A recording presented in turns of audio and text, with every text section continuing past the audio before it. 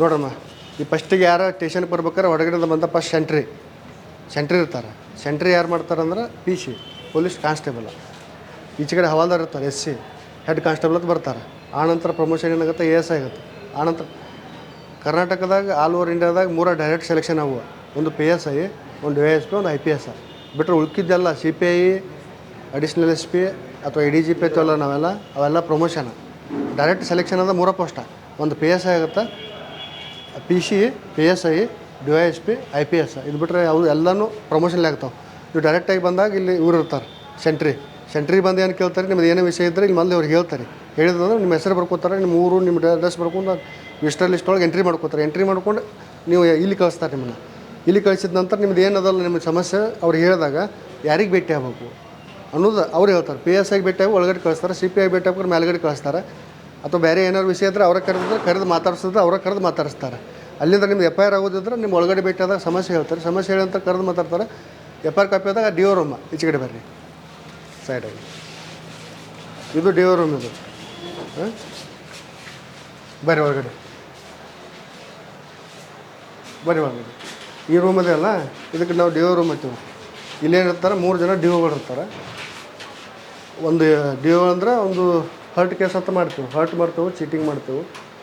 UD ಅಂತ ಮಾಡ್ತೇವೆ. UD ಅಂದರೆ ನ್ಯಾಷನಲ್, ನೀವು ನೋಡ್ತಿರ್ತಾರೆ ಎಲ್ಲರೂ ಹ್ಯಾಂಗಿಂಗ್ ಮಾಡ್ಕೊಂಡಿರ್ತಾರೆ ಅಥವಾ ನಿರ್ಣಯ ಮೂಡಿಸಿರ್ತೀವಿ. ನಾವು ನ್ಯಾಚುರಲ್ ಡೆತ್, ಕೆಲವೊಂದು ಅನ್ಯಾಚುರಲ್ ಡೆತ್ ಇರ್ತಾವೆ. ಒಂದು 174C ಅಂತ ಮಾಡ್ತಾರೆ, ಅಂದರೆ ಸಂಶಯ ಸಾವಿನಲ್ಲಿ ಸಂಶಯ ಇದ್ದರೆ ಮಾಡ್ತಾರೆ. ಈಗ ಮ್ಯಾರೇಜ್ ಆಗುತ್ತೆ, ಮ್ಯಾರೇಜ್ ಆದ ನಂತರ ಮಹಿಳೆಯರದು 7 ವರ್ಷದ ಒಳಗೇನಾದ್ರು ಸಾವಾದರೆ ಅದನ್ನ 306 ಮಾಡ್ತಾರೆ. ಅಂದ್ರೆ ಮನ್ಯಾಗ ಗಂಡ ಎಲ್ಲರ ಮೇಲೆ ಬರ್ತದೆ, ಅತ್ತಿ ಮಾವ 8 ಮಂದಿರಲ್ಲ, ಎಲ್ಲರೂ 8 ಜನ ಬರ್ತಾರೆ. ಆ ರೀತಿ ಇರ್ತಾರೆ. ಇಲ್ಲಿ 3 ಜನ ಇರ್ತಾರೆ. ಇಲ್ಲಿ FIR ಆಗುತ್ತೆ. FIR ಆದ ನಂತರ FIR ಕಾಪಿ 24/7 ಒಳಗೆ ಎಲ್ಲಿ ಹೋಗ್ಬೇಕು ಸಂಬಂಧಪಟ್ಟ ಪೋಸ್ಕೋ ಕೇಸ್ ಇದ್ದರೆ FTS ಅಂತ ಬೆಳಗಾವಿಗೆ ಹೋಗುತ್ತೆ. ಇಲ್ಲಾಂದ್ರೆ ನಾರ್ಮಲ್ ಕೇಸದು ಇಲ್ಲೇ ನಮ್ದು ಯಾವ್ದು ಮೂಲಿಗೆ ಅದಲ್ಲ ಇಲ್ಲೇ ಹೋಗುತ್ತೆ, ರೆಸಾರ್ಟ್. ಇದು ರೈಟರ್ ರೂಮ್. ಒಬ್ಬ ರೈಟರ್ ಇರ್ತಾರಂತ ಬಾರ್ನಶತ್ ಮಾಡ್ತಾರೆ. ಸಮನ್ಸ್ ಡ್ಯೂಟಿ ಡೆಪ್ಯೂಟ್ ಆಯಿತು, ಸಮನ್ಸು ವಾರೆಂಟು ಕೋರ್ಟ್ನಿಂದ ಏನೋ ಬರುತ್ತಲ್ಲ ಒಬ್ಬರು ಮಾಡ್ತಾರೆ, ಒಬ್ಬರು ರೈಟರ್ ಅಂತ ಮಾಡ್ತಾರೆ. ರೈಟರ್ ಅಂದರೆ ಜಾಬ್ ವೆರಿಫಿಕೇಷನ್ ಇರ್ಬೋದು, ಯಾವುದೇ ಅರ್ಜಿ ಇರ್ಬೋದು, ಸಕಾಲ ಇರ್ಬೋದು, ಎಲ್ಲವೂ ಇಲ್ಲೇ ಆಗ್ತದೆ. ನಿಮ್ಮದು ಏನೋ ಜಾಬ್ ವೆರಿಫಿಕೇಷನ್ ಬಂದರೆ ಇಲ್ಲೇ ಬರಬೇಕು. ಇವರೇ ಮಾಡಿ ಇಲ್ಲಿಂದ್ರೆ ವಾಪಸ್ ಎಲ್ಲಿಂದ ಬಂದಿರ್ತದಲ್ಲ ವಾಪಸ್ ಅಲ್ಲಿ ಹೋಗುತ್ತೆ.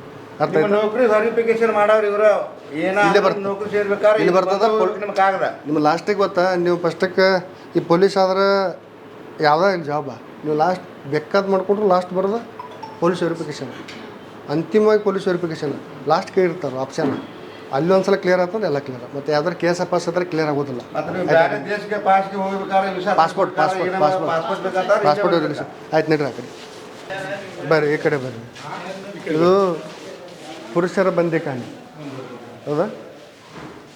ಇದು ಪುರುಷ ಹೌದಾ? ಇಲ್ಲಿ ಪುರುಷ ಬಂದಿಖಾನೆ, ಇದು ಮಹಿಳಾ ಬಂದಿಖಾನೆ.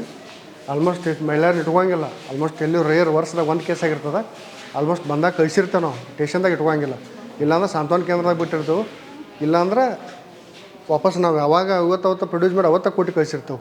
ಅದು ಬಿಟ್ಟರೆ ಇದು ಒಂದು ವೆಪಣದು, ಇದು ವೆಪನ್ ಅಂದ್ರೆ ನಮ್ಮ ಪೊಲೀಸ್ಗೆ ಏನು ವೆಪನ್ ಇರ್ತದೆ.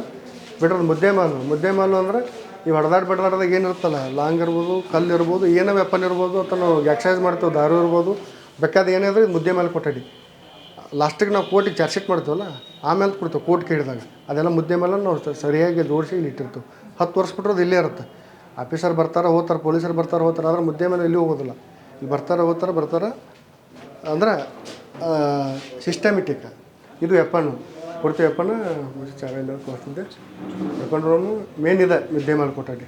ಬಂದು ನಮ್ಮ ಆಫೀಸರ್ ಯಾರು ಹಿರಿಯರು ಬಂದು ಚೆಕ್ ಮಾಡಿ ಇಂದ ಚೆಕ್ ಮಾಡ್ತಾರೆ. ಅದು ಸರಿ ಇದ್ದರೆ ಪೇಷಂಟ್ ಸರಿ ಇದ್ದಂಗೆ. ಆಚೆಗಡೆ ಏನೋ ಸಿಸ್ಟಮ್ ಅವೆಲ್ಲ ಲಾಕಪ್ ಇಷ್ಟ.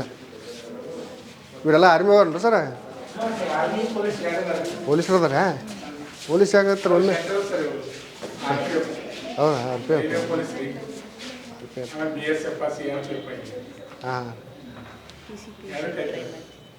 ಮಾಡಲ್ಲ, PSI ಮಾಡಿರಿ, ಸಿವಿಲ್ ಪೇ ಅಲ್ಲ ಸಿಬ್ಬಂದಿ ಆಗ್ಯದ ರೀ. ಈಗೇನದ ಇಟ್ಟೆಲ್ಲ ಇದು ಮಾಡಿರಿ. ದೊಡ್ಡದು ವಿಚಾರ ಇರ್ಬೇಕು ರೀ. ಸಣ್ಣ ಏನು ಮಾಡ್ತಾರೆ? ಮತ್ತು ಆರ್ಮಿ ಹೋಗ್ರಿ. ಆರ್ಮಿ ಫಸ್ಟ್ ಟೈಮ್ ನಾನು ಮೂಡ್ಲಿಗೆ ಬರೋ ಮಟ್ಟ ಗೊತ್ತೇ ಇಲ್ಲ ಆರ್ಮಿ ಇಟ್ಟು ಬಂದು ಮಾಡಕತ್ತೈತೆ ಅಂತೇಳಿ. ಮೂಡ್ಲಿಗೆ ಬಂದ್ಮೇಲೆ ನಿಮ್ಮನ್ನು ನೋಡಿದ್ರೆ ಗೊತ್ತಾಯ್ತು ನನಗೆ. ಹಾಂ ಆಯ್ತಮ್ಮ, ಮತ್ತೇನಾರ ಕೇಳ್ಬೇಕಾ? ಏನಾರ ಕೇಳ್ಬೇಕಾ? ಅಲ್ಲ ಏನಾರ ಕೇಳ್ಬೇಕಾ? ಏನೋ ಡೌಟ್ ಅದ ಕೇಳ್ರಿ. ಅಲ್ಲ ಏನೋ ಡೌಟ್ ಇದೆ ಕೇಳ್ರಿ. ಏನಾರ ಇದ್ರೆ ಏನು ಡೌಟ್ ಇದೆ? ಎಫ್ಐಆರ್ ಆದ್ರೆ ಎಷ್ಟು ಗಂಟೆವರೆಗೆ ಆರೋಪಿನ ಹಂಗಿರಲ್ಲಮ್ಮ, ಅದು ಐವ ಮೇಲೆ ಡಿಪೆಂಡ್. ನೀ ನಾಳೆ ಪಿ ಎಸ್ ಆಯ್ತು ನಿನ್ನ ಮೇಲೆ ಡಿಪೆಂಡ್ ಇರ್ತದೆ. ನೀ ಅರೆಸ್ಟ್ ಮಾಡ್ಬೇಕಾ ಮಾಡಬಾರ್ದು. ನೀನು ಐವ ಇರ್ತಿ, ನೀನಾಜು ಪೂರ್ಣವಾಗಿ ಕೇಸ್ ಏನಿರ್ತಲ್ಲ ಅದು ಕೇಸ್ ಐವ ಅಂದ್ರೆ ಇನ್ಚಾರ್ಜ್ ಆಫೀಸರ್ ನೀನೇ ಇರ್ತೀಯ. ಕೇಸ್ ಸ್ಟಾರ್ಟ್ ಆದ ಕೇಸ್ ಎಂಡ್ ಅಂದ್ರೆ ಕೋರ್ಟ್ನಾಗ ಎಂದು ಮುಗಿತಿಲ್ಲ ಅಲ್ಲಿವರೆಗೆ ಸಾಕ್ಷಿ ನಿಂದು ಇರ್ತದೆ, ಅವ್ರದ್ದು ಇರ್ತದೆ. ಅರೆಸ್ಟ್ ಮಾಡ್ಬೇಕು, ನನಗೆ ಅನಿಸ್ಬೇಕು ನೀನು ಅರೆಸ್ಟ್ ಮಾಡಬೇಕು ಮಾಡಬಾರ್ದು ಅಂದ್ರೆ ಅರೆಸ್ಟ್ ಮಾಡ್ತಿಲ್ಲ ಮಾಡಂಗಿಲ್ಲ. ಅದು ನಿನಗೆ ಅನಿಸ್ತದೆ, ನೀ ಕೆಲಸ ಮಾಡೋದ್ನಾಗ ಗೊತ್ತಾಗ್ತದೆ ಇವನು ಅರೆಸ್ಟ್ ಮಾಡಬೇಕು ಮಾಡಬಾರ್ದು ಅಂತ. ಈಗ ಹರ್ಟ್ ಕೇಸ 307 ಮಟ್ಟ PSI ಮಾಡ್ತಾರೆ. ಈ ಪೋಸ್ಕೋ ಮರ್ಡರ್ ಕೇಸನ್ನು CPI ಮಾಡ್ತಾರೆ. ಅಟ್ರಾಸಿಟಿ ವಿತ್ ಈ DP ಆ್ಯಕ್ಟ್ ಬರ್ತಲ್ಲ, ಇದನ್ನು ವರದಕ್ಷಿಣೆ ಸಾವು, ಡೊಮೆಸ್ಟಿಕ್ ವೈಲೆನ್ಸು, ಅದನ್ನು DSP ಮಾಡ್ತಾರೆ. ಅರ್ಥ ಆಯ್ತಾ? ಉಳ್ಕಿದ್ದೆಲ್ಲ ಅವ್ನು ಬಿಟ್ಟರೆ ಅವು 2 ಮರ್ಡರು ಪೋಸ್ಕೋ ಅದರ ಹೀನಸ್ ಕೇಸನ್ನು CPI ಮಾಡ್ತಾರೆ. ಅದ್ರ ಮೇಲಿಂದ 2 ಕೇಸ್ ಮಾಡ್ತಾರೆ. DSP ಯಾವುದು, ಒಂದು ಅಟ್ರಾಸಿಟಿ, ಒಂದು ವರದಕ್ಷಿಣೆ ಸಾವು. ಬಿಟ್ಟರೆ ಉಳ್ಕಿದ ಕೇಸಲ್ಲ PSI. ಅಂದರೆ IO ಯಾರು ಇರ್ತಾರಲ್ಲ, ಈ ಕೆಲವೊಂದು ನೀವು ನೋಡಿರ್ತಾರೆ, ಈ Ghataprabha PI station, inspector station, ಕೆಲವೊಂದು ಇದು PSI ಸ್ಟೇಷನ್.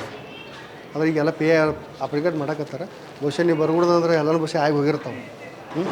ಮತ್ತೆ ಕೇಳ್ಬೇಕಾ? ಆತ್ಮೀಯ ವೀಕ್ಷಕರೇ, ನಮ್ಮಲ್ಲಿ SSC GD, ಅಗ್ನಿವೀರ ಆರ್ಮಿ ಮತ್ತು RPF ಹುದ್ದೆಗಳಿಗೆ ಪುರುಷ ಹಾಗೂ ಮಹಿಳಾ ಅಭ್ಯರ್ಥಿಗಳಿಗೆ ಪೂರ್ವಭಾವಿಯಾಗಿ ದೈಹಿಕ ಮತ್ತು ಲಿಖಿತ ಪರೀಕ್ಷೆಯ ತರಬೇತಿ ಕೊಡಲಾಗುವುದು. ಪ್ರವೇಶಗಳು ಪ್ರಾರಂಭವಾಗಿವೆ. ಅಭ್ಯರ್ಥಿಗಳಿಗೆ ನಾವೊಂದು ಚಾಲೆಂಜನ್ನು ಮಾಡ್ತಾ ಇದ್ದೀವಿ. ಅಭ್ಯರ್ಥಿಗಳೇ, ನಮ್ಮ ಸಂಸ್ಥೆಗೆ ನೀವು ತರಬೇತಿ ಬಂದು 3 ತಿಂಗಳು ತರಬೇತಿಯನ್ನು ಪಡೆದು ನೀವೇನಾದರೂ ಫೇಲ್ ಆದರೆ ಕೋಚಿಂಗ್ ಫೀಸ್ ವಾಪಸ್ ನೀಡುತ್ತೇವೆ.